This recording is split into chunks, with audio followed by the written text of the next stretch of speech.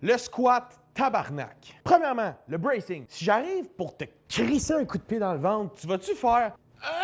Non, tu vas squeeze. Pourtant, 95% du monde qui squatte font comme Gaspi. Sors pas les fesses. Tu viens bracer ton corps, mais tu restes droit.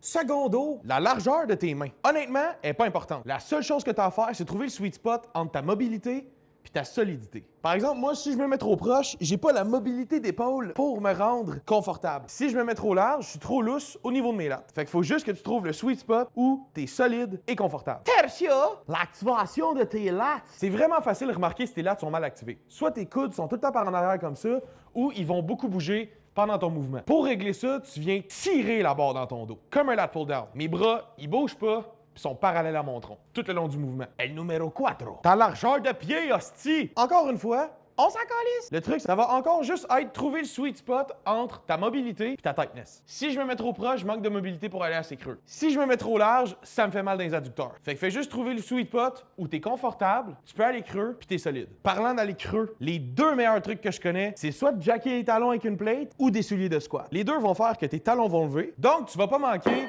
de dorsiflexion. C'est quoi un manque de dorsiflexion? C'est juste le fait que tes talons vont toujours vouloir lever parce que tu manques de mobilité au niveau des chevilles. Fait qu'en venant jacker les talons avec des plates, c'est comme si tu avais plus de dorsiflexion pour aller chercher une belle profondeur et rester stable. Tu veux être un fucking piston, man! Last but not least, l'importance d'aligner tes genoux avec tes orteils. Si tes pieds sont parallèles, faut que tes genoux y suivent. Si tes pieds sont vers l'extérieur, faut que tes genoux y suivent. Trop souvent, je vois une rotation externe au niveau des pieds, puis les genoux qui rentrent par en dedans. Ou le contraire, une rotation interne au niveau des pieds, puis les genoux qui sortent vers le côté. Ça met énormément de stress sur tes genoux, puis c'est un plan pour tes snaps en deux, tu sais. Maintenant, tu sais comment bien squatter. Fait que like, partage, abonne-toi, puis va te défoncer au gym. Bye bye!